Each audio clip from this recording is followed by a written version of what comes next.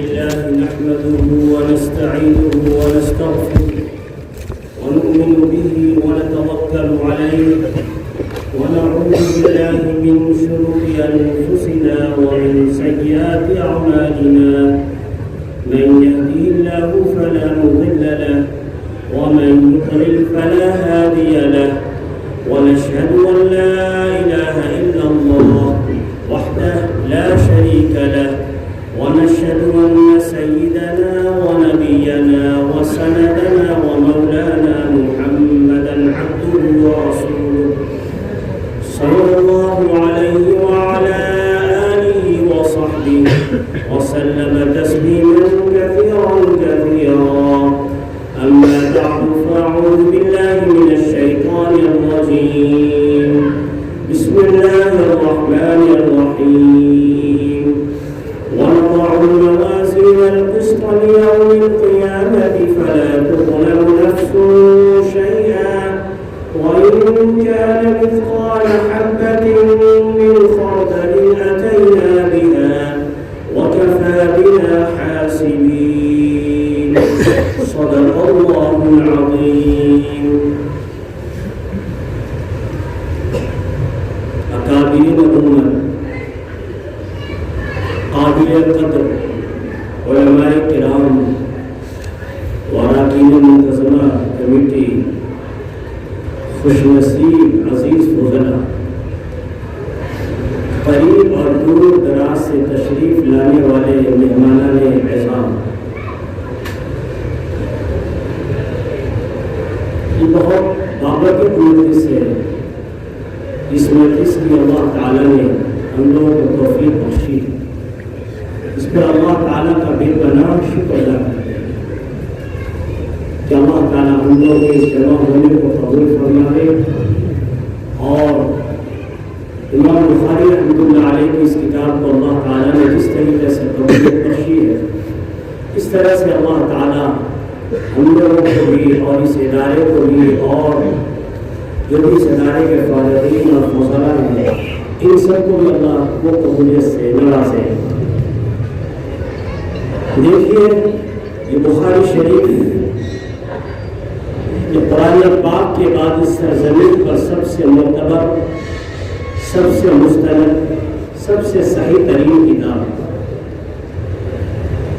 اللہ تعالیٰ نے امام بخاری رحمۃ اللہ علیہ کے اس مجموعہ احادیث جس کو صحیح بخاری شریف ہم لوگ کہتے ہیں، آخر ان کو یہ قبولیت سے کیوں سرفراز فرمایا، اس کی کیا وجہ ہے؟ حقیقت تو اللہ ہی جانتا ہے، لیکن دو چیزیں کچھ سمجھ میں آتی ہیں جن کو میں آپ کے سامنے ذکر کرنا چاہتا ہوں، اور اس کے بعد انشاءاللہ اپنی کتاب کی جو حدیثیں پڑھی گئی یہ سب باتیں سامنے آئیں گی.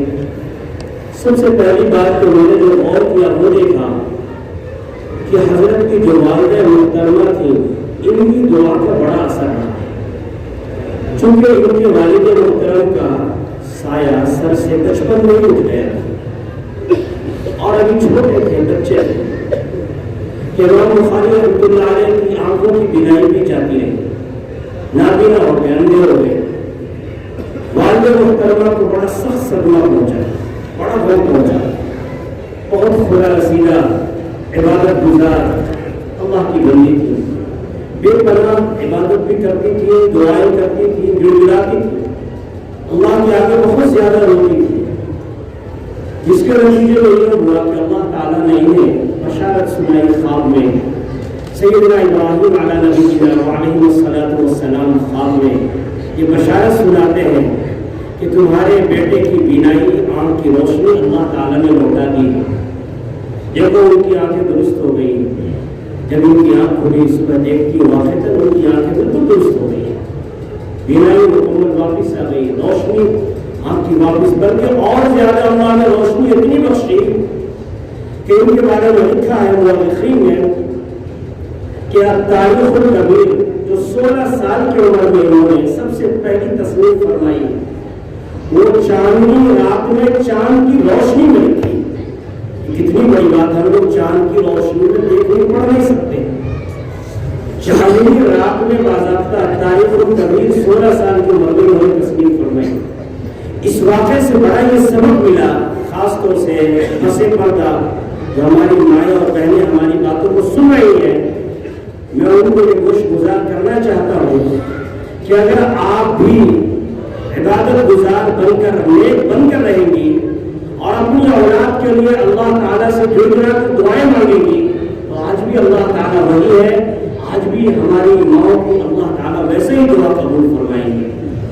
تو اس سے ہمیں بڑی اہم بات معلوم ہوئی، اس لیے اس کی طرف خاص طور سے ہماری خواتین کو توجہ دینی چاہیے کہ ان کے اندر بھی یہ خصوصیت ہونی چاہیے کہ وہ ایک نیک ہو، عبادت گزار ہو، اور ساتھ ساتھ اپنی اولاد کے لیے رو کر دعائیں کریں، خوب مانگیں، چونکہ والدہ اور والدین کی دعائیں اللہ کے یہاں بڑی مقبول ہوتی ہیں اپنی اولاد کے حق میں۔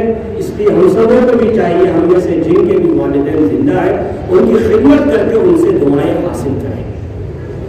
امام بخاری رحمۃ اللہ علیہ نے 23 سال کی عمر میں صحیح بخاری شریف کا مجموعہ لکھنا شروع فرمایا۔ اب جو دوسری وجہ جو قبولیت کی وہ میں عرض کرنا چاہتا ہوں، ان کا اخلاص ہے۔ اخلاص بہت بڑی چیز ہے۔ ومن اراد الاخرة وسعى لها سعيا وهو مؤمن فاولئك كان سعيهم مشكورا۔ جو آخرت کا ارادہ کرتا ہے، آخرت کے لیے اللہ کی رضا کے لیے عمل کرتا ہے، اس شرط کے ساتھ کہ وہ مومن بھی ہوتا ہے، تو اللہ کے اس کے اعمال بڑے مقبول ہوتے ہیں۔ تو شرط ہے اخلاص۔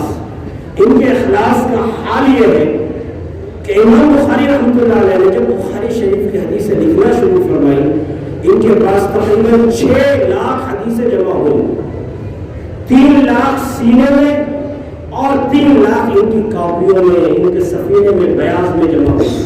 جب 6 لاکھ حدیثیں اکٹھی ہو گئی تو ان کے استاد محترم امام اسحاق بن راہویہ نے اپنی خواہش ظاہر فرمائی کہ میں یہ چاہتا ہوں کہ آپ صحیح حدیث کا ایک ذخیرہ جمع کریں۔ لہذا اپنے استاد محترم کی خواہش کی بنا پر اس کام کو کرنا شروع فرمایا، اور انہیں بشارت بھی سنائی گئی۔ خواب میں ایک خواب یہ دیکھا کہ رسول اللہ صلی اللہ علیہ وسلم تشریف فرمائے اور آپ کے ادھر ادھر مکھیاں ادھر ادھر پھیلی ہوئی، ہاتھ میں حضرت امام بخاری رحمۃ اللہ علیہ پنکھا لے کر مکھیوں کو بتا رہے ہیں۔ جب صبح بیدار ہوا اس خواب کو دیکھ کر بڑے پریشان کہ آخر کیا بات ہے۔ بلاخر اس وقت کے جو بڑے معبرین کے خواب کی تعبیر بتلانے والے ان سے رابطہ فرمایا، ان حضرات نے یہ تعبیر بتلائی کہ در حقیقت رسول اللہ صلی اللہ علیہ وسلم کی احادیث مبارکہ میں جو لوگوں نے غلط حدیثیں، کمزور حدیثیں، گھڑی ہوئی حدیثیں جو مکمل طور پر داخل کر دی ہیں، آپ ان کو ہٹائیں گے اور تمیز کر کے لوگوں کے سامنے یہ ظاہر کریں گے یہ صحیح حدیث شریف ہے، یہ صحیح حدیث شریف ہے۔ یہ خواب کی تعبیر ہے۔ جب یہ خواب جب امام بخاری نے دیکھا تو ان کے دل میں یہ داعیہ پیدا ہوا، اور استاد محترم کی خواہش بھی جو سامنے دل میں داعیہ پیدا ہوا کہ ان 6 لاکھ حدیثوں میں سے کیا کریں گے، حدیثوں کا ایک مجموعہ تیار کریں گے۔ لہذا 23 سال کی عمر میں امام بخاری رحمۃ اللہ علیہ نے صحیح بخاری شریف کو عنوان سے حدیث جمع فرمانا شروع کیا۔ وہ کیسے ہی انہوں نے جمع فرمایا، اس طور پر کہ سب سے پہلے غسل فرماتے، اس کے بعد پھر 2 رکعت نماز پڑھتے، اس کے بعد استخارہ فرماتے، گویا کہ 3 عمل فرماتے، اس کے بعد اللہ تعالیٰ جو دل میں ڈالتا کہ یہ حدیث صحیح ہے، اس حدیث شریف کو ڈال، اس حدیث شریف کو اس میں رکھ دے، اس میں لکھ دے۔ اس طریقے سے امام بخاری نے تقریباً 7392 حدیثیں اس صحیح بخاری شریف میں جو صحیح حدیث ہے ان کو اکٹھا فرمایا۔ اندازہ لگائیے کہ 7392 دفعہ انہوں نے غسل فرمایا، اور انہوں نے پھر کیا ہے 2 رکعت نماز پڑھی۔ اس طریقے سے آپ گنتی کر لیجئے کہ کتنی نمازیں ہو جائیں گی، کتنے رکوع سجدے ہو جائیں گے۔ یہ ان کے اخلاص کا عالم ہے۔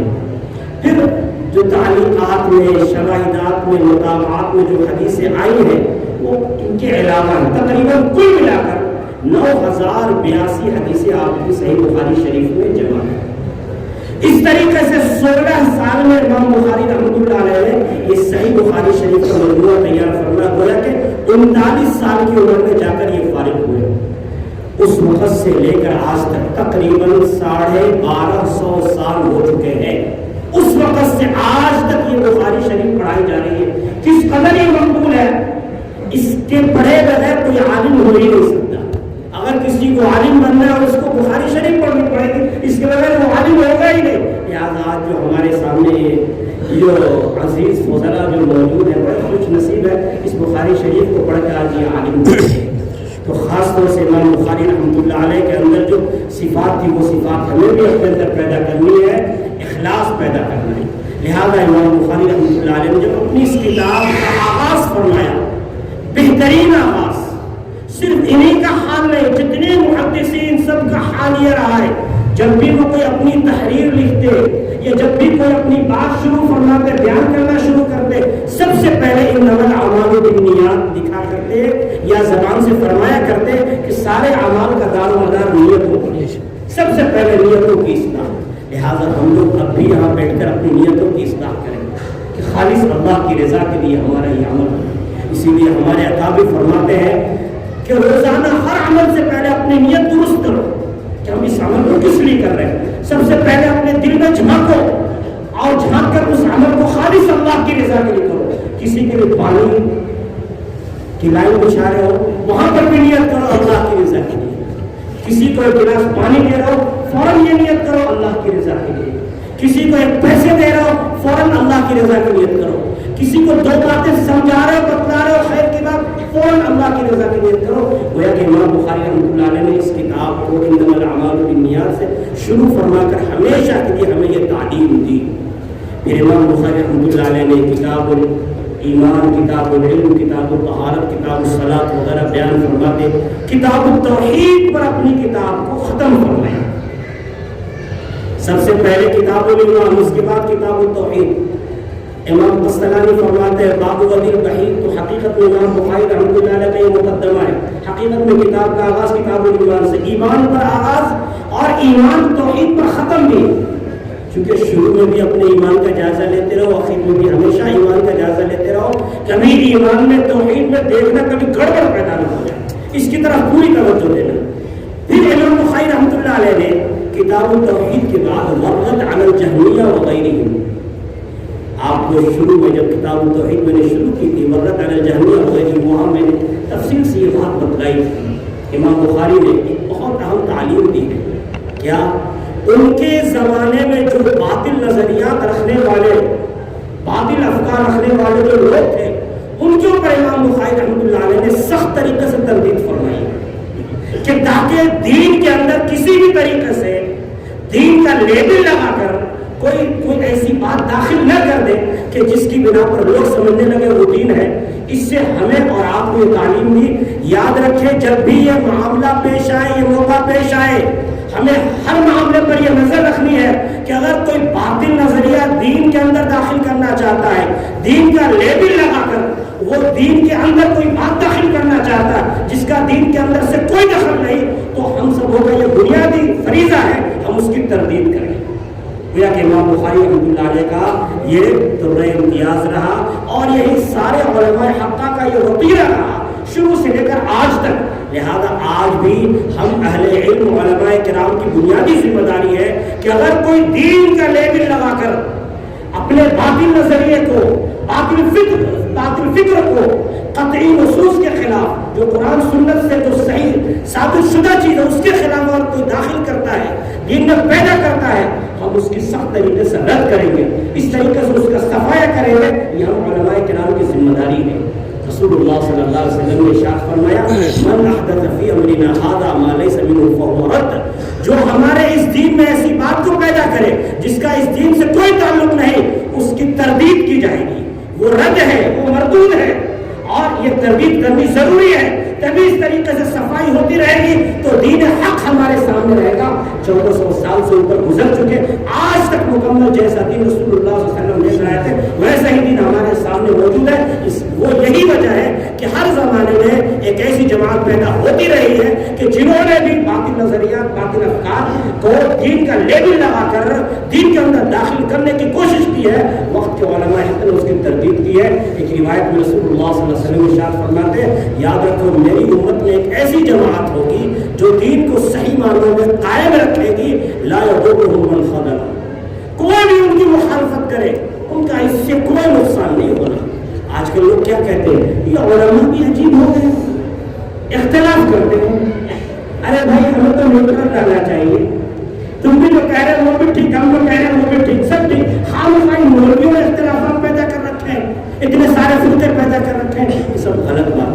نے نہیں پیدا کی، لوگوں نے پیدا کی۔ یہ مولوی تو پکڑ کرتا ہے کہ وہ دین کا لیبل لگا کر دین میں اس نئی بات کو داخل کیوں کر رہے ہیں۔ یہ علماء دین کے چوکیدار ہے، دین کا ٹھیکیدار نہیں ہے، چوکیدار ہے، دین کی حفاظت کرنے والے۔ کوئی اگر غلط بات دین میں کوئی داخل کرنے کی کوشش کرے گا اس کی سخت طریقے سے تردید کی جائے گی۔ امام بخاری رحمۃ اللہ علیہ نے اس بات کو قائم کر کے یہ سبق ہمیں دیا۔ اور رد علی الجہمیہ وغیرہ ان کے زمانے میں کافی فرقے تھے، جہمیہ، کررامیہ، خوارج، معتزلہ، روافض، یہ سارے ان کے زمانے میں تھے۔ آج بھی ہمارے زمانے میں روشن خیال لوگ موجود ہیں جو ہر ایک چیز کو اپنی عقل کے پردوں پر توڑنا چاہتے ہیں۔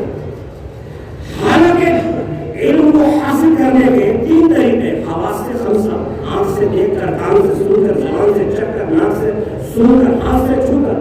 دوسرا طریقہ ہے عقل کے ذریعے، تیسرا طریقہ ہے وحی کے ذریعے۔ اب میں آپ سے پوچھتا ہوں، کیا دیکھنے کے لیے آپ کان کا استعمال کریں گے یا آنکھ کا استعمال کریں گے؟ آنکھ کا۔ سننے کے لیے آپ آنکھ کا استعمال کریں گے یا کان کا استعمال کریں گے؟ جب سننے کے لیے کان کا استعمال، دیکھنے کے لیے آنکھ کا استعمال، تو سمجھنے کے لیے عقل کا استعمال۔ اسی طرح سے جو ہماری عقل میں باتیں نہیں آ سکتی ہے وہاں سے وحی کی پرواز ہے، وہاں سے وحی کی ابتدا ہے۔ جہاں ہماری عقل کی ابتدا ہے وہاں سے وحی کی پرواز ہے۔ لیکن ہم لوگ کیا کرتے ہیں، وحی کے اندر اپنی عقل کو دخل دیتے ہیں۔ لہٰذا امام بخاری کے زمانے میں معتزلہ جو فرقہ جو باب قول اللہ والعقول نمازی قسط یہ بات قائم فرمائے، اس فرقے پہ انہوں نے سخت طریقے سے رد فرمایا۔ اب ذرا دیکھیے آپ یہاں پر کیا چیز ہے، پھر ذرا سمجھیں گے کہ اللہ تعالیٰ کا ارشاد، اللہ کا فرمان ہے وَنَضَعُ الْمَوَازِينَ الْقِسْطَ لِيَوْمِ الْقِيَامَةِ کہ اور ہم انصاف کے ترازو کا قیامت کے دن قائم کریں گے۔ انصاف کے ترازو، جس ترازو میں سب کے اعمال تولے جائیں گے، اور وہ ایسا انصاف کا ترازو ہوگا کہ فَلَا تُظْلَمُ نَفْسٌ شَيْئًا، ذرا بھی کسی پر ظلم نہیں کیا جائے۔ ایک رائی کا دانے کے برابر بھی اگر کسی کا کوئی عمل ہوگا وہ ترازو بالکل صحیح طور پر تولے گا۔ اسی کو اللہ نے فرمایا عَطَيْنَا بِهَا، اسے لے کر آئیں گے اور ہم حساب لینے کے اعتبار سے کافی ہے۔ کبھی یہ مت سمجھنا کہ میدان محشر میں کیا ہے، انگیز لوگ ہوں گے، جب سے دنیا قائم ہو سکتا سے لے کر قیامت تک کتنے لوگ آئیں گے، ابھی آنے ہیں، انگیز لوگ ہوں گے۔ اتنی بھیڑ میں شاید کبھی ہم سمجھا ہمارے نظر نہ آئے، نہیں، وَكَفَىٰ بِنَا حَاسِبِينَ، ہم کو بہت بہترین حساب دینے والے ہیں اور ہم کافی حساب لینے کے اعتبار سے۔ ان اللہ سریع الحساب، اللہ تعالیٰ تو بڑا جلد حساب لینے والا ہے۔ ان چیزوں کو ہم عقل سے سوچ نہیں سکتے، بس اللہ کی قدرت پر رکھیں کہ اللہ کی قدرت کیا ہوگی، اللہ کا نظام کیا ہوگا، وہ اللہ جانتا ہے۔ چونکہ اللہ نے فرما دیا یہ حق ہے اور حق ہے، ہمیں ماننا ہے۔ اسی طریقے سے اللہ کی قیامت میں میزان قائم فرمائے گا۔ اب ترازو میں ہمارے اعمال تولے جائیں گے، نماز، روزے، صدقہ، خیرات، بہت سے ایسے اعمال جو ہمیں نظر میں نہیں آتے وہ کیسے تولے جائیں گے۔ زبان سے جو باتیں ہم لوگ کہیں گے ان باتوں کو بھی توڑا جائے گا۔ میں تو زبان سے بولا میری بات وہ ہوا میں تحلیل کر رہی وہ نہیں چلے گی، لیکن یہ بات بھی توڑی جائے گی۔ آخر کیسے توڑی جائے گی؟ تو امام بخاری رحمۃ اللہ علیہ نے فرمایا دیکھیے وَأَنَّ أَعْمَالَ بَنِي آدَمَ وَقَوْلَهُمْ يُوزَنُونَ کہ آدم کے بیٹے سے مراد بیٹے اور بیٹیاں سب یعنی انسان کہ آدم یعنی انسان کے سارے اعمال، بنو آدم یعنی انسان کے سارے اعمال اور ان کے سارے اقوال تولے جائیں گے۔ اعمال بھی سارے کے سارے، اقوال بھی سارے کے سارے تولے جائیں گے۔ اور کیوں؟ اسی کا اللہ نے فرما دیا ہم کل قیامت میں کیا کریں گے، انصاف کے ترازو قائم کریں گے۔ جب اللہ نے فرما دیا تو ایسا ہونا ہے۔ ایک دوسری آیت میں اللہ تعالیٰ فرماتا ہے وَالْوَزْنُ يَوْمَئِذٍ الْحَقُّ، کل قیامت کے دن وزن قائم ہوگا اور اللہ تعالیٰ مکمل طریقے پر تولے گا۔ امام بخاری رحمۃ اللہ علیہ نے یہاں پر یہ بات قائم فرما کر گویا کہ یہ بتا دیا کہ در حقیقت اس کا تعلق میزان عمل میں اللہ تعالیٰ ہمارے عمل کو تولے گا عقیدے سے۔ اگر ذرا بھی عقیدے میں شک پیدا ہوتا ہے ہمارا ایمان جاتا رہتا ہے۔ آپ لوگوں نے حدیث جبرائیل پڑھی صحیح مسلم شریف، وہی حدیث جبرائیل امام بیہقی نے کتاب البعث کے اندر اس کو نقل فرمایا۔ اس میں ذرا کچھ تفصیل ہے، اس میں ذرا یہ ذکر بھی ہے۔ حضرت عمر رضی اللہ تعالیٰ عنہ سے جو روایت ہے لمبی، حضرت جبرائیل نے آ کر پوچھا اخبرنی عن الایمان، اے محمد آپ فرمائیے ایمان کیا چیز ہے؟ آپ نے فرمایا ان تؤمن باللہ وملائکتہ وکتبہ ورسلہ وتؤمن بالجنۃ والمیزان۔ اس کتابوں پر، اس کے فرشتوں پر، اس کے رسولوں پر، اور آپ جنت پر ایمان لائیں، جہنم پر ایمان لائیں، والمیزان، اور میزان پر بھی ایمان لائیں۔ پتا چلا کہ میزان ترازو پر بھی ایمان لانا ضروری ہے، یہ ایمانیات میں سے شامل ہے، عقائد میں سے شامل ہے۔ کبھی کوئی کہے گا کہ کیسے ہمارے اعمال توڑے جائیں گے، آپ کو ہمیں ماننا پڑے گا۔ لیکن آج کل تو ان چیزوں کو سمجھنا کوئی مشکل ہی نہیں۔ بہت سی چیزیں آج کل ایسی ہیں کہ جو در حقیقت دیکھنے میں نہیں آتی، لیکن پھر بھی ان چیزوں کو ناپا جاتا ہے۔ بخار، ہمارے بدن میں حرارت ہو رہی، بخار تھرمامیٹر سے اس کو اپنے آپ لیں گے۔ ہوا کتنی رفتار سے چل رہی ہے، اس کو بھی ناپ لیا جائے گا۔ پھر اسی طریقے سے کیا ہے، بی پی کو بھی ناپ لیا جائے گا۔ ایسی بہت ساری چیزیں جو دیکھنے میں نہیں آ رہی ہے، اب ان کو بھی ناپا جا رہا ہے۔ اب تو اس کے اوپر حقیقت میں کسی کو اختلاف ہونا نہیں چاہیے، لیکن پھر بھی اللہ تعالیٰ نے یہ ساری باتیں بیان فرمائی اور اس طریقے سے اس کو ثابت فرمایا۔ پھر اسی طریقے سے امام بخاری نے بھی ساری شریف سے ثابت فرمایا۔ دوسری بحث نہ یہ کہ میزان کیسی ہوگی۔ حضرت عبداللہ بن عباس رضی اللہ تعالیٰ عنہ فرماتے ہیں لسان لہو کی فتح، کہ ایک زبان ہے اور اس کے دو پلڑے، پھر اس کے پلڑے کتنے بڑے۔ ایک حدیث شریف میں آتا ہے مسلم احمد میں، اس کا پلڑا اتنا بڑا، ساتوں آسمان ساتوں زمین، اس میں جو کچھ بھی سب کچھ آ جائے اللہ کے سوا، صرف ایک پلڑے میں اب اندازہ لگاؤ کتنا بڑا وہ ترازو ہے، کتنی بڑی میزان ہے کہ اس کے ایک پلڑے میں ساتوں آسمان ساتوں زمین سب کچھ سما جائے۔ اس سے اندازہ لگاؤ کہ کس قدر کتنا لمبا کتنا بڑا کیسا وہ ترازو ہے، وہ بھی اللہ ہی جانتا ہے۔ پھر اب اس میں تولا کیسے جائے گا، اس سلسلے میں ہمارے علماء کے مختلف اقوال ہیں، 3 اقوال ہیں۔ امام قرطبی رحمۃ اللہ علیہ اور علامہ ابن عبد البر رحمۃ اللہ علیہ یہ فرماتے ہیں کہ حقیقت میں نام اعمال توڑے جائیں گے، صحائف اعمال توڑے جائیں گے، اور انہوں نے وہ روایت جو ترمذی شریف میں آپ لوگوں نے پڑھ لی ہے وہ صحیح روایت ہے، جس میں یہ ذکر ہے کہ ایک شخص کا قیامت میں لایا جائے گا اور اس کا نام اعمال صرف گناہوں سے بھرا ہوا ہوگا۔ ایک ایک نام اعمال کا رجسٹر تو حد لیا جہاں تک دیکھے گا وہاں تک نام اعمال کا رجسٹر۔ اس طریقے سے 99 نام اعمال کا 99 نام اعمال کے رجسٹر ہوں گے، دفاتر ہوں گے، وہ سب گناہوں سے بھرے ہوئے ہوں گے۔ اب تو لوگ ہمیں ڈوبا میں گیا، اب تو میں جہنم میں گیا، میں جہنمی۔ اس وقت پر رب فرمائے گا اے میرے بندے آج تیرے کو کوئی ظلم تو نہیں ہوا؟ تو کہے گا اے اللہ میرے کو کوئی ظلم نہیں، بالکل جو ہے میں نے کیا وہ سب کچھ ہے۔ اللہ تعالیٰ فرمائے گا میرے بندے آج کے دن تیرے کو کوئی ظلم نہیں کیا جائے گا۔ اس کے بعد اللہ تعالیٰ ایک پرچی نکالے گا اور فرمائے گا لے اس پرچی کو لے گا، اس میں اشہد ان لا الہ الا اللہ و اشہد ان محمدا عبدہ و رسولہ یہ لکھا ہوگا۔ ویسے دوسرے پلڑے میں ڈال دیں، جیسے اس کو ڈالا جائے گا وہ تو 99 اعمال جو گٹھر کا گٹھر اس میں بھرے پڑے تھے اور جس کی وجہ سے سارے اس کے برے عمل سب اس میں تھے، وہ سب کے سب ہوا کی طرح سے اڑنے لگیں گے۔ اور اس طریقے سے اشہد ان لا الہ الا اللہ و اشہد ان محمد رسول اللہ کا پڑھنا کیا ہو جائے گا، بھاری ہو جائے گا۔ نبی صلی اللہ علیہ وسلم نے ارشاد فرمایا اللہ کے نام کے آگے کوئی چیز وزنی نہیں۔ اسی روایت کی بنا پر امام قرطبی ابن عبد البر نے فرمایا کہ حقیقت میں جو صحائف اعمال ہوں گے ان کو تولا جائے گا۔ دوسرا قول یہ ہے جس نے جو عمل کیا خود اسی کو میزان عمل میں ترازو میں ڈال دیا جائے گا، اسی کو ڈالا جائے گا۔ لہٰذا آپ لوگوں نے اسی بخاری شریف میں روایت پڑھ دی کہ کل ایک کافر کو وہ بڑا کافر ہوگا، اسے لایا جائے گا، میزان میں ترازو میں لا کر رکھا جائے گا، لیکن اس کا وزن مچھر کے پر کے برابر نہیں ہوگا، جس کو اللہ نے فرمایا فلا نضرب لهم يوم القيامة وزنا، ان کافروں کا کل ہم کچھ بھی وزن نہیں بنائیں گے، مچھر کے پر کے برابر بھی نہیں ان کا وزن ہوگا۔ مسلم احمد کی روایت صحیح روایت ہے، عبداللہ بن مسعود رضی اللہ تعالی عنہ سے روایت کہ ان کے بارے میں رسول اللہ صلی اللہ علیہ وسلم نے فرمایا ان کی ٹانگیں بڑی پتلی پتلی تھی، کسی کام سے آپ نے بھیجا جاؤ پینوں کی طرف سے دوسرا توڑ دیا، جب صحابہ کرام نے ان کی پتلی پتلی ٹانگوں کو دیکھا تو ہنسنے لگے، فرمایا تم ہنس رہے ہو؟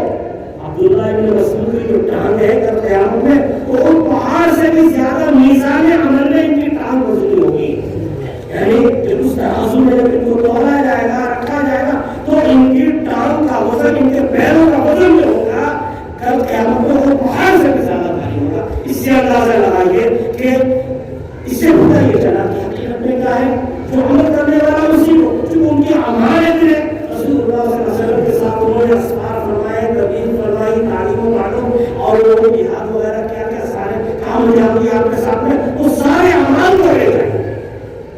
تیسرا قول یہ بتایا گیا جس میں امام بخاری رحمۃ اللہ علیہ فرماتے ہیں، یہی جمہور کا قول کہ حقیقت میں اللہ تعالیٰ اس عمل کو ہی توڑے گا۔ یہی عبداللہ ابن عباس فرماتے ہیں، یہی امام بخاری فرماتے ہیں، یہی حافظ ابن حجر، یہی اکثر حضرات فرماتے ہیں، عمل کو ہی اللہ توڑے گا۔ عمل کو اللہ کیسے توڑے گا؟ اللہ تعالیٰ اچھے اعمال کو اچھی شکل و صورت دے دے گا، برے اعمال جو ہوں گے اللہ تعالیٰ ان کو کوئی شکل و صورت دے گا۔ تو اس طریقے سے اللہ تعالیٰ کیا کرے گا؟ ان سب کو توڑے گا۔ اللہ کے لیے مشکل کیسے توڑے وہ اللہ جانتا ہے۔ ایک آیت میں فرمایا وَوَجَدُوا مَا عَمِلُوا حَاضِرًا، بندوں میں جو اعمال کے سارے اعمال بندے اپنے سامنے کیا کریں گے؟ پائیں گے۔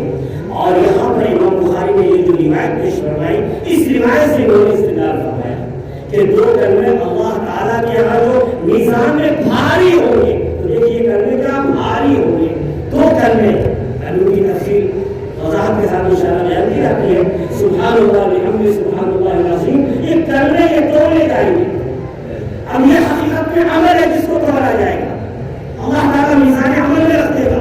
ایک روایت میں آتا ہے کہ الحمدللہ یملأ المیزان، پورے میزان کو اکیلا بھر دے گا۔ ایک دوسری روایت میں سبحان اللہ یملأ نصف المیزان، یہ آدھے میزان کو بھرے گا، اور الحمدللہ یہ پورے میزان کو بھر دے گا۔ ابو داؤد شریف کی ایک صحیح روایت ہے، ابو بکر رضی اللہ تعالی عنہ سے روایت فرماتے ہیں رسول اللہ صلی اللہ علیہ وسلم نے ارشاد فرمایا کہ کل قیامت میں میزان عمل میں، یعنی عمل کے ترازو میں سب سے زیادہ وزنی جو ہوگا وہ حسن اخلاق ہوگا۔ حسن اخلاق سے زیادہ کوئی چیز وزنی نہیں ہوگی۔ پتہ چلا حسن اخلاق کو بھی اللہ نے اتنا وزنی بنایا کہ سب سے زیادہ کل میزان عمل میں بھاری ہوگا۔ مسند احمد کی روایت میں ہے کہ رسول اللہ صلی اللہ علیہ وسلم نے ابو ذر سے فرمایا، اے ابو ذر کیا میں تمہیں کوئی باتیں بتاؤں؟ یا رسول اللہ ضرور فرمائیے۔ فرمانے لگے کہ دو وہ کام بہت ہلکے ہیں، کرنے میں تو بہت ہلکے ہیں، لیکن میزان میں ترازو میں بہت بھاری ہے۔ یا رسول اللہ فرمائیے کیا ہے؟ آپ نے ارشاد فرمایا حسن الخلق وطول الصمت، حسن اخلاق، اچھے اخلاق اور طول الصمت۔ اچھے اخلاق ہے کیا چیز؟ اخلاق کہتے ہیں کس کو؟ حضرت عبداللہ بن مبارک رحمۃ اللہ علیہ نے فرمایا کہ اخلاق کے اندر تین باتیں پائی جاتی ہیں، ایک تو طلاقۃ الوجہ، دوسرا بذل المعروف، تیسرا کف الاذى، کہ جب ملو تو مسکرا کر ملو، حشاش بشاش خوشی کے ساتھ ملو، لیکن جیسا ظاہر ہے ویسا اندر بھی ہونا چاہیے۔ یعنی کہ ظاہر تو بہت اچھا لیکن اندر میں کیا منافقت لیے بیٹھے، پھر تو یہ منافقت ہے، پھر تو یہ دو رخیں نہیں ہونے چاہیے۔ کہ قیامت پہ دو رخیں اللہ کے نزدیک سب سے بدتر درجے میں ہوں گے، دو چہرے نہیں، سامنے کچھ اور چہرے سے پیٹ پیچھے کچھ اور چہرے سے ایسا نہیں۔ تو آدمی جب ملاقات کرے خوشی خوشی مسکرا کر ملے، دل بھی صاف۔ دوسرا فرما بذل المعروف، آدمی بھلائی کی چیزیں خرچ کرے، مال خرچ کرے، رشتہ داروں پر، پڑوسیوں پر مہمان نوازی کرے، اچھی باتیں کہے، بھلی باتیں کہتا ہے، بذل المعروف۔ تیسری چیز ہے کف الاذى، تکلیف دہ چیزوں سے روکنا، ہر تکلیف دہ چیز سے روکے۔ امام احمد بن حنبل رحمۃ اللہ علیہ سے پوچھا کہ حضرت اخلاق کیا چیز ہے؟ حسن اخلاق کیا ہے؟ فرمانے لگے دو چیزیں، لا تغضب ولا تحقد، تم غصہ مت ہو، تم غصہ مت ہو۔ پتا چلا اگر غصہ آئے تو آدمی بولتا ضرور ہے اس غصے کو پی جائے۔ اور دوسرا دل میں کینہ مت رکھو، دل صاف رکھو، ہر ایک سے دل صاف رکھو۔ یہ ہے حسن اخلاق۔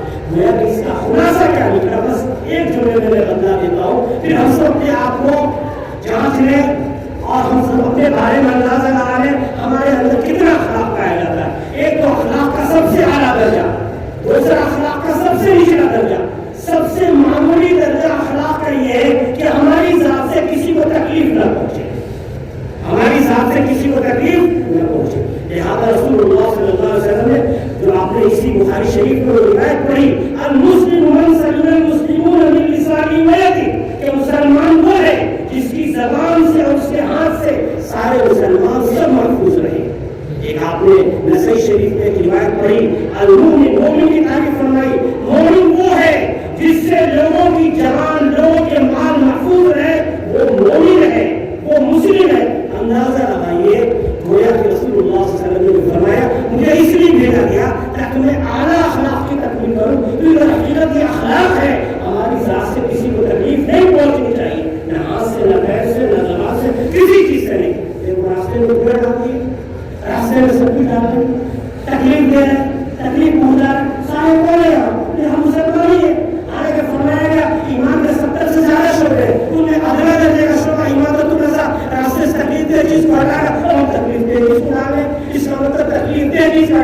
یہ کفر میں سے ناجائز حرام نعمت کے کفر میں سے ہو گیا، چونکہ اس کے ایمان سے آپ نے جوڑا. اس لیے میرے محترم ہم یہاں سے عہد کر کے لائے ہم اپنی ذات سے کسی کو تکلیف نہیں پہنچائیں گے. اور اعلیٰ درجے کا کیا اخلاق ہے وہ سنیے، ہماری ذات سے صرف دوسروں کو فائدہ ہی فائدہ پہنچے. لہذا رسول اللہ صلی اللہ علیہ وسلم اعلیٰ درجے پر تھے، اخلاق کے اعلیٰ درجے پر تھے. خود اللہ نے فرمایا انک علی خلق عظیم، آپ اعلیٰ درجے پر تھے، اخلاق کے اعلیٰ درجے پر. لہذا آپ صلی اللہ علیہ وسلم کی ذاتیت سے صرف دوسروں کو فائدہ ہی فائدہ پہنچا. آپ لوگوں نے روایت پڑھ لی، حضرت سمامہ ابن اسعد رضی اللہ تعالیٰ عنہ یمامہ کے بادشاہ تھے. غور سے سنیے، یمامہ کے بادشاہ تھے. ان کو صحابہ کرام نے پکڑ لیا اور لا کر مسجد نبوی علیہ صاحب السلام کے ستون میں باندھ دیا. رسول اللہ صلی اللہ علیہ وسلم تشریف لا کے پوچھتے سمامہ کیا حال ہے؟ انہوں نے کہا خیریت سے ہو. ان کنت تريد المال، اگر مال چاہیے سب تو کا مانگے دیا جائے گا. ان تقتل ظالم وان تنعم على شاکر، اگر آپ ہمیں قتل کرتے ہیں وہ قتل میں مارے جانے کا حقدار ہوں، اور اگر آپ انعام کرتے ہیں میں ہمیشہ کے لیے آپ کا شکر گزار رہوں گا. آپ ایک شکر گزار پر انعام کرتے ہیں. رسول اللہ صلی اللہ علیہ وسلم نے کچھ نہیں فرمایا، آگے تشریف لے گئے. پھر دوسرے دن تشریف لائے، پھر پوچھا، پھر انہوں نے یہی جواب دیا. پھر تیسرے دن تشریف لائے، پھر پوچھا، پھر یہی جواب دیا. تو آپ نے کیا ارشاد فرمایا؟ یہ کھول دو. تو ان کو کھول دیا گیا. وہ مسجد نبی علیہ صاحب السلام کی برابر میں باغیچہ کا وہاں تشریف لے گئے. وہاں انہوں نے غسل کیا. غسل کرنے کے بعد رسول اللہ صلی اللہ علیہ وسلم کے پاس تشریف لائے. مسجد نبی میں فرمایا اشہد ان لا الہ الا اللہ واشہد ان محمدا عبدہ ورسولہ. یہ کلمہ شہادت پڑھ کے مسلمان ہوئے. اور انہوں نے اس موقع پہ جملہ کیا فرمایا؟ غور کیجیے. انہوں نے فرمایا ابھی سے پہلے میری نظر میں سب سے زیادہ جو ناپسندیدہ چہرہ تھا وہ آپ کا چہرہ تھا، لیکن اب میری نظر میں سب سے پسندیدہ چہرہ آپ کا چہرہ ہو گیا. میری نظر میں سب سے ناپسندیدہ دین آپ کا دین تھا، لیکن اب میری نظر میں سب سے پسندیدہ دین آپ کا دین ہو گیا.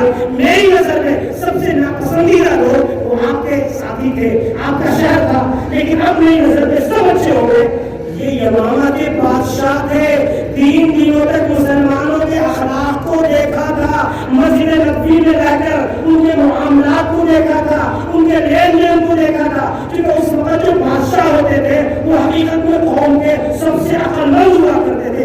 آج کی طرح سے نہیں کہ ووٹوں کے ذریعے بنایا جائے جس کو دیکھو، وہاں ایسا نہیں تھا. وہاں تو خود ہی قوم چنتی تھی، سب سے عقل مند کو چن کر لاتی تھی. اتنے بڑے عقل مند انہوں نے 3 دن تک اسلام کو مسجد نبوی میں غور سے دیکھا، رسول اللہ صلی اللہ علیہ وسلم کو دیکھا، مسلمانوں کو دیکھا. پھر وہ اسلام قبول کیے تو پتا چلا اسلام وہ کس سے پھیلا ہے؟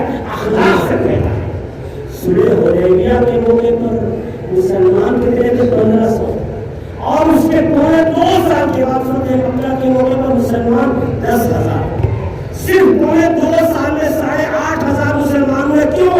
جب صلح مسالت ہو گئی، جنگ بندی ہو گئی، سب آپس میں مل گئے اور ایک دوسرے کو خرید لینے کا. بڑے بڑے جو خالد بن ولید، سپہ سالار، عمرو بن عاص، بڑے بڑے اسی زمانے میں اسلام قبول کیے. تو اس سے پتا چلا حقیقت وہ اسلام کس سے پھیلا ہے؟ اخلاق سے پھیلا ہے. تو ہمیں بھی اپنے اخلاق درست کرنے چاہیے. اگر اخلاق درست ہو جائے گا انشاءاللہ خود بخود یہی دعوت اسلام ہے، ہم دوسروں کو اسلام میں داخل کرنے کا ذریعہ بنیں گے. بہرحال تو میں یہ کہہ رہا تھا کہ اس نے اخلاق کو جو بولا جائے گا سب سے زیادہ کب قیامت میں وصول ہوگا. اس طرح سے اور بھی بہت سی روایتیں ہیں جن سے ہمیں پتہ چلتا ہے کہ اللہ تعالیٰ کیا کرے گا؟ کب قیامت میں عمل کو ہی توڑے گا. تو اب یہاں پر ہمیں اپنی عقل نہیں لگانی. چونکہ امام بخاری نے فرما دیا، اللہ نے فرما دیا، اور ہمیں اسے قبول کرنا چاہیے. رسول اللہ صلی اللہ علیہ وسلم نے فرما دیا، ہمیں اسے قبول کرنا چاہیے. ایک بات اس سلسلے میں اور ہوتا تو سیدنا ابوبکر صدیق رضی اللہ تعالیٰ عنہ سے جب کفار مکہ نے کیا کہا تھا، اب بتاؤ تمہارے جو ساتھی محمد ہیں وہ کہہ رہے ہیں کہ راتوں رات مسجد اقصیٰ بیت المقدس چلے گئے، پھر وہاں سے 7واں آسمان پر چلے گئے، معراج کرتے ہوئے چلے گئے راتوں رات. ایک دن میں بتاؤ وہ وہاں تک جا سکتا ہے، واپس آ سکتا ہے، ایسے کیسے ہو سکتا ہے؟ بتاؤ ایک دن کی عقلی کی بات ہے. تو انہوں نے کیا جملہ فرمایا؟ وہ جملہ ہمیں اپنے دل پر نقش کرنا چاہیے. حضرت ابوبکر صدیق نے فرمایا اگر رسول اللہ صلی اللہ علیہ وسلم یہ فرماتے ہیں تو بالکل یہ سچ ہے. لہٰذا میرے محترم جتنے یہاں بیٹھے ہیں سب اپنے دل میں یہ بات آ لے کر جائیں کہ کوئی بھی مسئلہ ہمارے سامنے آ جائے صرف ہمارے پیش نظر تحقیق ہونی چاہیے. اگر اگر یہ قرآن سنت سے یہ ثابت ہے ہم اس کو مانتے ہیں، اگر ثابت نہیں ہے تو ہم اس کو نہیں مانتے۔ ہمیں تحقیق کرنی چاہیے کہ قرآن سنت سے ثابت اس مانے اور وہ اپنی گھوڑے نہ دوڑائے۔ یہ ہماری بنیادی ذمہ داری ہے جو امام بخاری آج ہمیں یہ سبق دینا چاہتے ہیں۔ دیکھیے فرمایا وقال مجاہد وَنَضَعُ الْمَوَازِينَ الْقِسْطَ لِيَوْمِ الْقِيَامَةِ، یہ جو آیت آئی کہ انصاف کے ترازو ہم کل قیامت میں قائم کریں گے، تو قسط ایک لفظ آیا، تو اس لفظ کی بنا پر امام بخاری نے تحقیق فرمائی کہ قسطاس ایک یہ بھی لفظ آیا، وزن بالقسطاس المستقیم یہ بھی آیا۔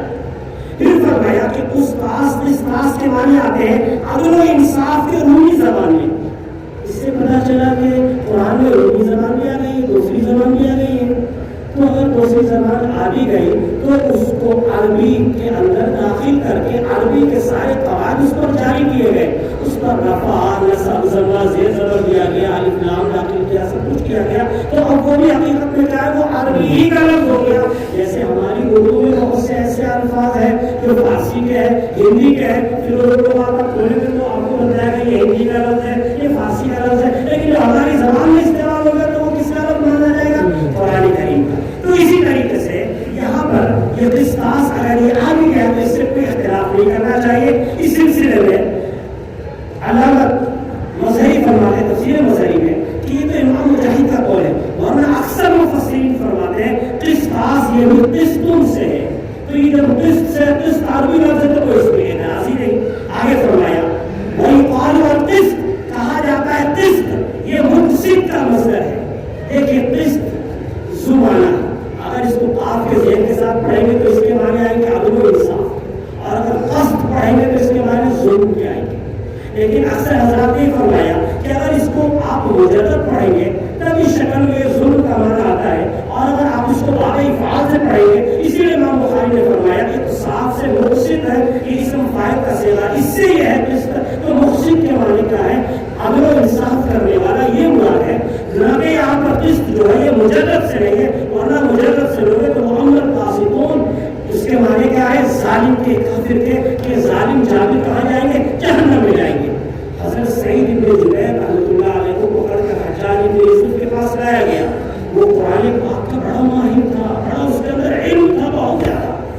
جیسے ان کو پکڑ کے لایا گیا تو حجاج نے پوچھا بتاؤ میں کیسا ہوں؟ حضرت سعید بن جبیر نے صرف فرمایا قاسط عادل، تم قاسط اور عادل ہو۔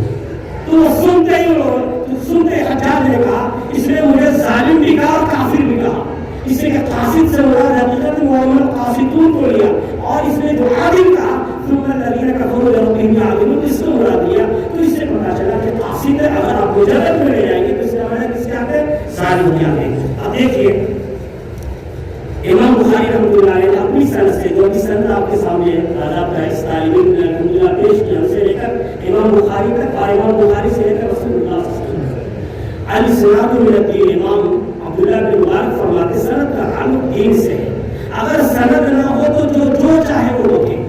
اسی لیے آج بھی ہم لوگ ایک ایک چیز کا ریفرنس حوالہ پوچھتے ہیں کہ میں اس کا حوالہ لاؤ۔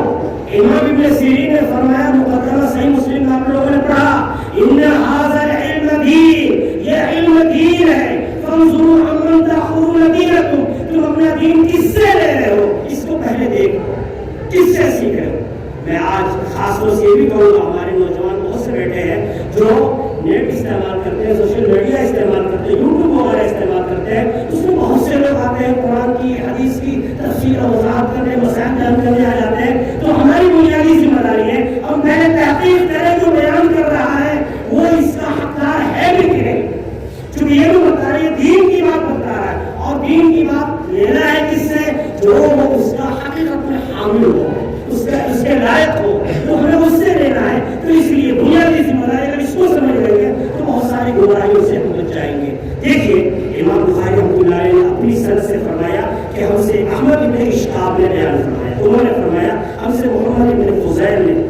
دیکھیے اس روایت کو امام بخاری نے اس بخاری شریف میں 3 جگہ بیان فرمایا، 2 جگہ آپ نیچے پڑھ کر آئے اور تیسری جگہ یہ ہے، لیکن تینوں جگہ کیا ہے؟ صرف ان کے استاد بدلے ہیں، ورنہ ان کے استاد کے استاد یعنی محمد بن فضیل سب جگہ وہی آئے۔ تو فرماتے ہیں محمد بن فضیل ہمارا ابن قعقاع سے وہ نقل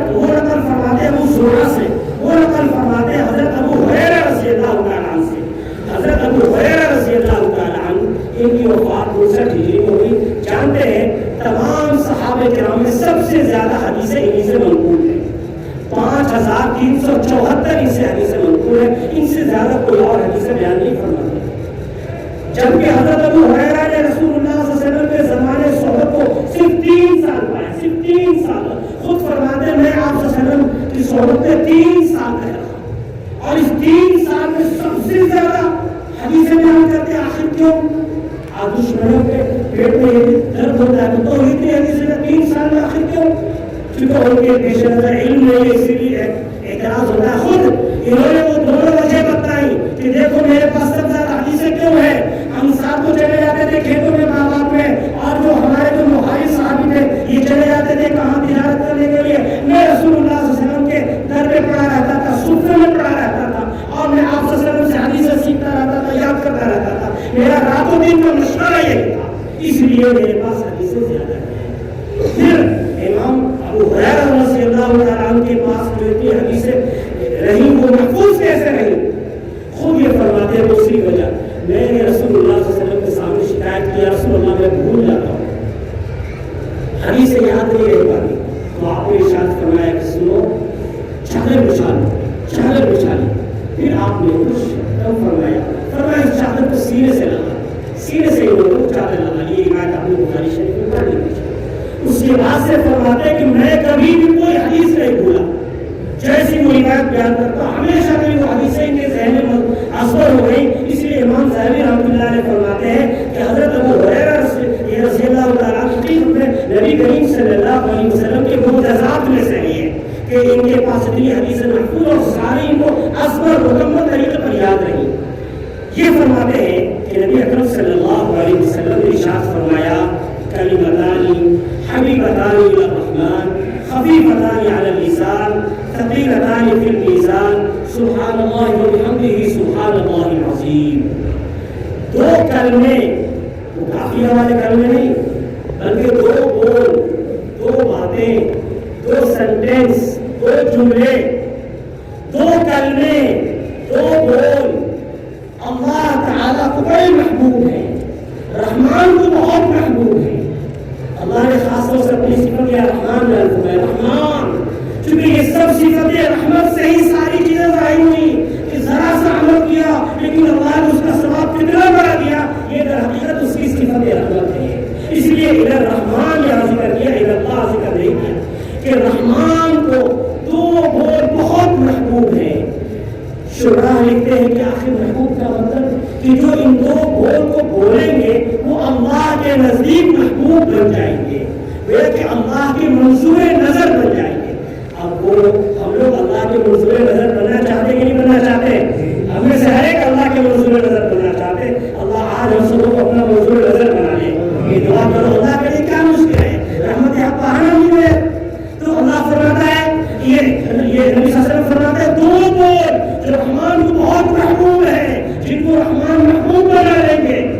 لیکن اب یہ دل میں یہ بات آئے گی جب رحمان محبوب بنائیں گے, رحمان کو بہت محبوب ہے, وہ 2 بول اس کا مطلب وہ بہت مشکل ہوں گے.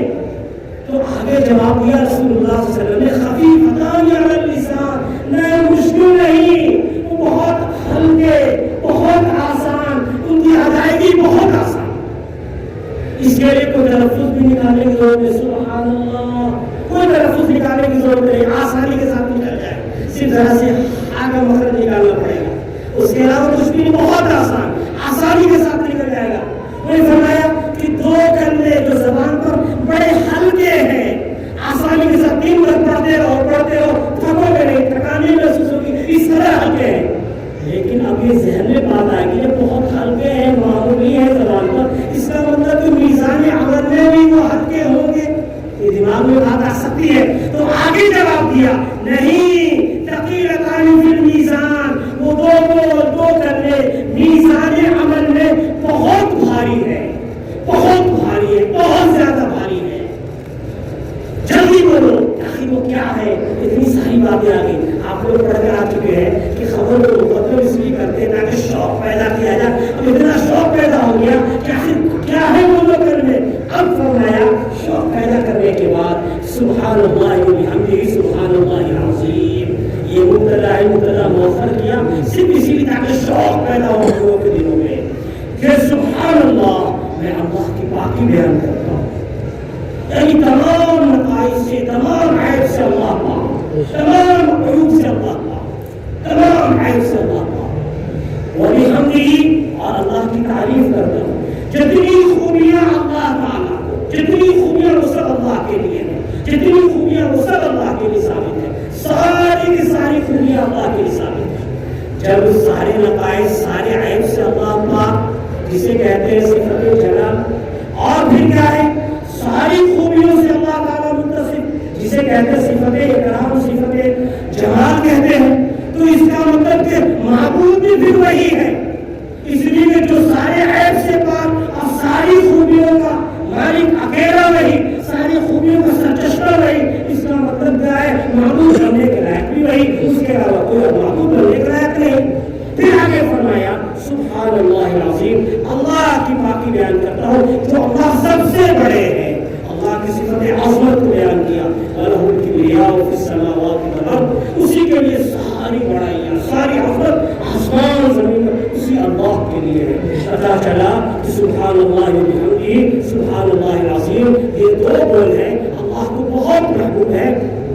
آپ نے ایک روایت پڑھی پیچھے کہ رسول اللہ صلی اللہ علیہ وسلم نے ارشاد فرمایا جو روزانہ سبحان اللہ وبحمدہ اس کو پڑھے گا 100 دفعہ، اللہ تعالیٰ اس کے سارے گناہوں کو معاف فرما دیں گے، چاہے وہ سمندر کے جھاگ کے برابر کیوں نہ ہو. اس لیے ہمیں روزانہ سبحان اللہ وبحمدہ، سبحان اللہ العظیم ضرور پڑھنا چاہیے. جنتیوں کا سب سے آخری ہوگا دعواہم فیہا سبحانک اللہم وتحیتہم فیہا سلام وآخر دعواہم الحمد للہ رب العالمین. جنتیوں کی جو پکار ہوگی سبحانک اللہم، وہاں جو بھی مانگنا چاہیں گے پڑھیں گے سبحان اللہ، سبحانک اللہم. ایک حدیث شریف میں آتا ہے کہ جنتیوں کی زبان سے اس طریقے سے سبحان اللہ الحمدللہ اس طریقے سے نکلے گا جیسے کہ ہماری سانسیں چل رہی ہیں، خود بخود سبحانک اللہم وبحمدہ، خود بخود یہ نکلتا رہے گا، خود بخود نکلتا رہے گا. امام بخاری نے آخر میں یہ ہم توجہ دلائی، دیکھو یہ جنتیوں کے اعمال میں سے ہے. اس لیے ہمیں خاص طور سے اپنے میزان عمل کو مضبوط بنانے کے لیے اور اپنے عمل کو درست کرنے کے لیے پوری فکر کرنی چاہیے. اور اگر جنتی بننا چاہتے ہو تو ان سارے اعمال کو مکمل طریقے پر کیا کر لو، اختیار کر لو.